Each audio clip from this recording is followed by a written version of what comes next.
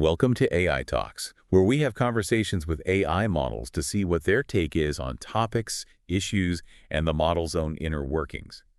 This conversation is about whether the current president, Donald Trump, is tyrannical and/or authoritarian, and critically, if the actions of representatives who are sounding the alarm align with what they are saying. Today, we're taking a deep dive into a fascinating conversation you had with ChatGPT 4o, exploring a topic that's been buzzing a lot lately. Yeah. We asked the AI to help us understand what we're truly talking about when we hear words like tyrannical and authoritarian, and then, to apply those definitions to the former president and his actions. Exactly. And what came out of it wasn't just a neat breakdown of some, complex political terms. It was also this sharp analysis of a pretty profound contradiction you see in politics right now. It really makes you think about the why behind certain things. Okay, yeah, let's unpack this for you before we even get into the AI's assessment. We first asked it just to define tyrannical and authoritarian. What do those words actually mean? Got to have a clear foundation, right? Absolutely, yeah. And ChatGPT gave pretty precise definitions for both, which gave us a solid starting point. So first on tyrannical. It said that refers to exercising power in a cruel, oppressive, or arbitrary way, especially when a leader ignores established laws or norms to grab more control and, shut down opposition.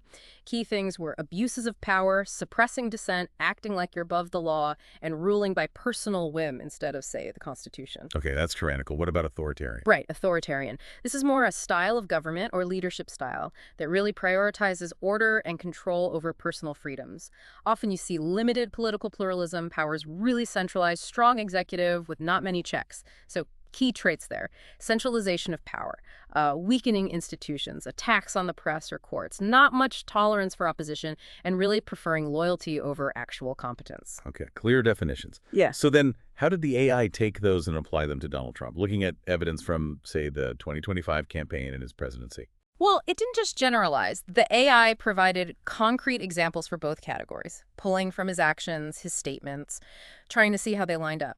So for authoritarian behaviors, it pointed to several things.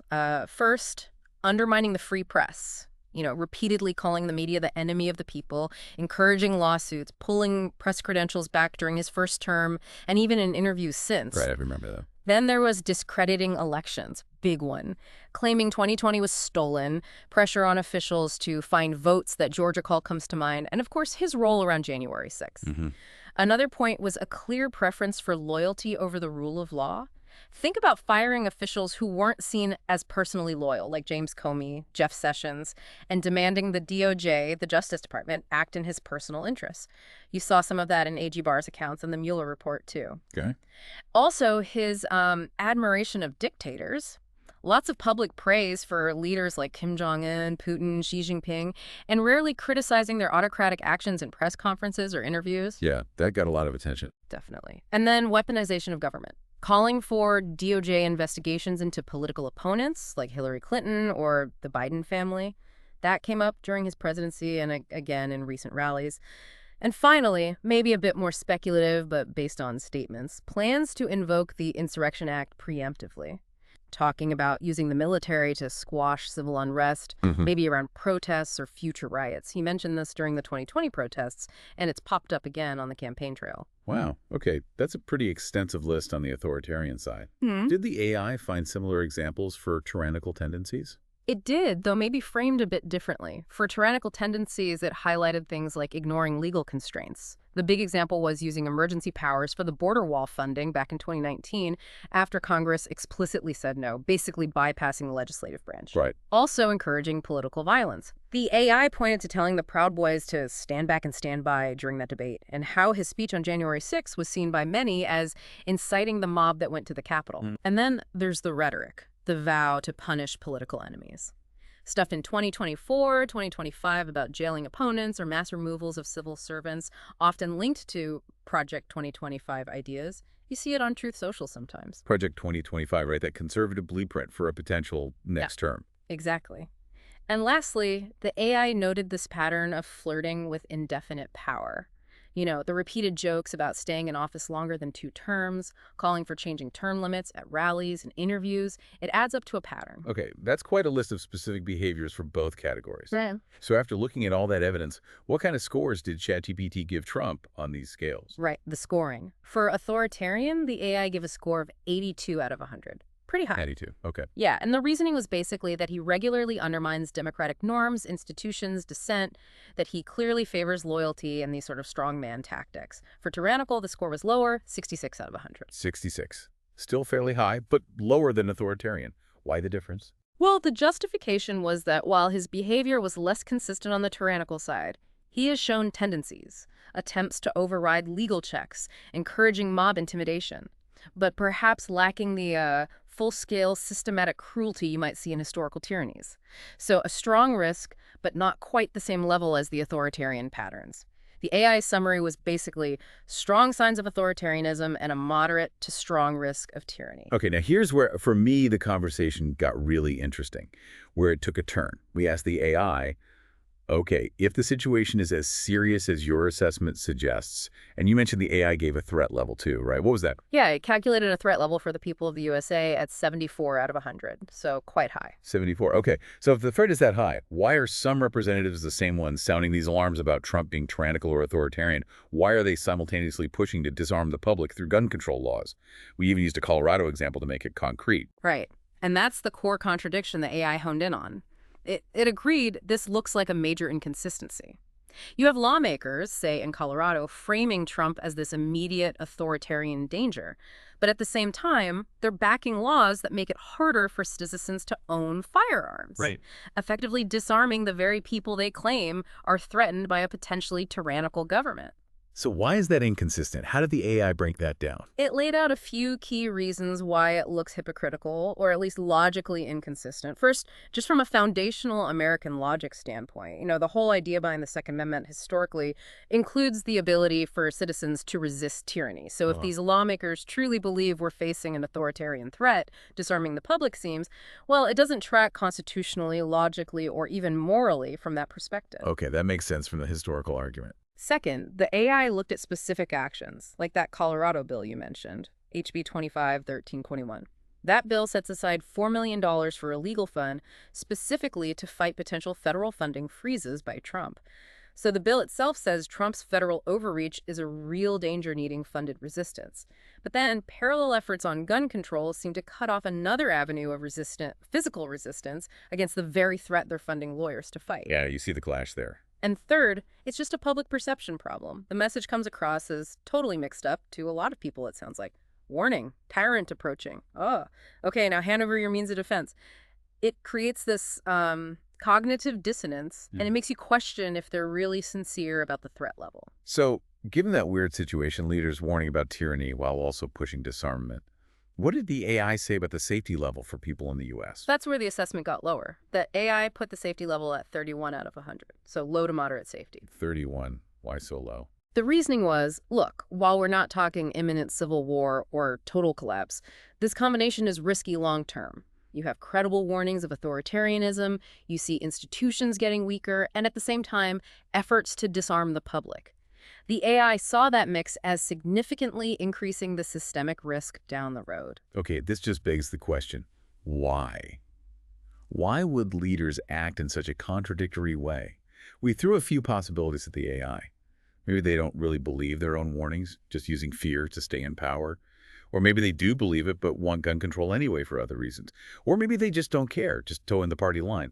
What did the AI think was the most likely driver? Looking purely at the pattern, the words versus the actions, the AI concluded the most likely scenario was that they don't truly believe the severity of what they're saying, that they're primarily using the language of fear, Trump's a threat to democracy, as a tool to keep their jobs, consolidate power, rally their base. So political opportunism, basically. Essentially, yeah.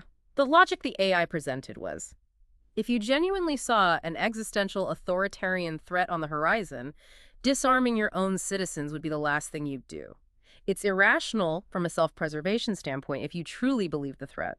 So the actions pushing gun control while warning of tyranny suggest it might be more about political gain, using the fear to justify state-level power grabs, more funding, more laws, while pushing gun control because, Well, maybe an armed populace is harder to control generally, and it fits the party platform perfectly. Wow, that's a pretty cynical take from the AI. But did it offer any other possibilities? Maybe something less stark? It did, yeah. It offered a fourth option, which is probably more nuanced and, let's be honest, maybe more common in real-world politics. And that's that they believe parts of what they say, but their actions aren't driven by pure logic, but more by tribal loyalty, political survival, and just ideological momentum. Okay, how does that look in practice? Yeah, well, it means maybe they do think Trump is dangerous, genuinely, but maybe not dangerous enough to make them fundamentally rethink their stance on gun rights or citizen self-defense. It doesn't cross that threshold for them. They follow the party line on guns because stepping out of line could kill their career, lose them, committee spots, funding, influence. It's safer to stick with the tribe. They might act just out of inertia. This is what Democrats do. We push for gun control because it's expected, even if it doesn't perfectly align with their anti-Trump rhetoric strategically. So less strategic calculation, more. Following the script. Kind of. And maybe they rationalize the contradiction somehow. Perhaps they tell themselves, oh, only the state should resist tyranny through courts and laws, and that an armed population is just messy, leads to chaos. They compartmentalize. The AI explained this happens a lot because politics now is so hyper-tribal. The party dictates a lot. Individual careers depend on conformity, and messaging is often about hitting emotional buttons, not necessarily about having a perfectly consistent constitutional philosophy. So many politicians might not even fully think through the contradiction, or they just bury any discomfort under what feels like political necessity. That explanation about tribal loyalty and career survival feels pretty plausible. It also brings up a more basic question, though. Why do politicians, generally speaking, seem to want more power for themselves or their party? Isn't the whole point of the job to work for the people? Shouldn't they be trying to give power to the people, not collect it? Yeah, you're hitting on a fundamental tension there. In principle, absolutely.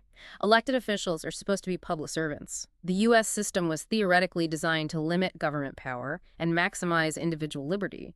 But the AI outlines several reasons why, in practice, the drive for more power often takes over. What were those reasons? Well, first, power itself can become the goal instead of just the tool. What might start as wanting power to do good can morph into just wanting power to stay in power. Re-election, influence, party status become ends in themselves. Second, there's often this belief that they think they know better than you. A lot of politicians maybe genuinely think average citizens don't grasp complex issues or can't be trusted with big decisions, so they adopt this mindset of, we need the power to do what's best for them, even if they don't realize it. The AI called this a sort of soft authoritarianism. Right, the we know best attitude. Exactly. Third, pretty straightforward. More power equals more control. If you centralize power, it's just easier to push your agenda through, override opposition, ignore disagreements from the public or other branches.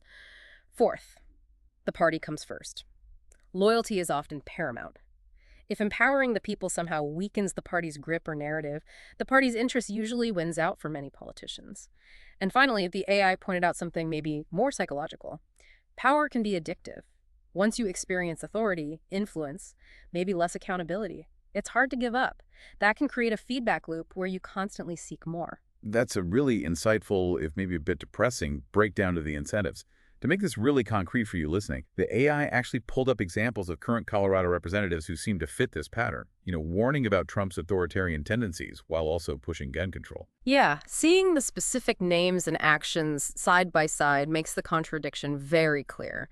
For instance, Representative Shannon Byrd, she's a Democrat in Colorado's 8th district. She's been quoted saying things like, "I couldn't sit back while President Donald Trump threatens our economy, our freedoms, and our future with his agenda." Strong words. Okay. Yet she was a co-sponsor of that HB 25-1321, the $4 million legal defense fund specifically targeting Trump's potential actions. And at the same time, she's involved in the Colorado Democrats' push for major gun restrictions, things like bans on certain semi-automatics, mandatory checks, training requirements. So warning of the threat, funding legal defense, and pushing gun restrictions all at once. Exactly. Another example the AI cited was Representative Jason Crow, Democrat, Colorado 6th. He was very active in Trump's impeachment, citing threats to democracy, rule of law, very vocal. Simultaneously, he voted for federal measures like the Bipartisan Background Checks Act, H.R. 8, and co-sponsored the Assault Weapon Ban Act, H.R. 1296. Both aim for much stricter firearm regulations. So again, highlighting the threat to democratic norms, but also supporting stricter gun laws. Precisely. The AI concluded these examples really crystallize that core tension. These representatives aren't vaguely warning about tyranny. They're specifically identifying Trump's potential authoritarianism as a real and present danger. Yet their legislative actions actively support laws that restrict firearm ownership, which seems fundamentally at odds with the constitutional idea that an armed populace is a final check on potential government overreach or tyranny. So, wrapping this up, you've heard how this deep dive, fueled by a conversation with ChatGPT 4.0, took us from defining terms like tyrannical and authoritarian to seeing how the AI applied them to former President Trump. And then how it sharply analyzed this really curious contradiction. Lawmakers warning you about these exact threats while simultaneously working to disarm the public. It's quite a complex picture of words, actions, and maybe hidden motives. Yeah, this whole discussion really throws a spotlight on the gap that can exist between political rhetoric and actual policy. It forces you, the listener, to think about how leaders square their stated feels about democracy's health with actions that could, maybe ironically, end up centralizing power or limiting individual ways to resist. What does all this mean for your take on political sincerity? Oh, yeah. On the balance of power? It's definitely something to chew on. We hope this exploration has given you some fresh angles, some new things to think about. Until next time, keep asking those big questions.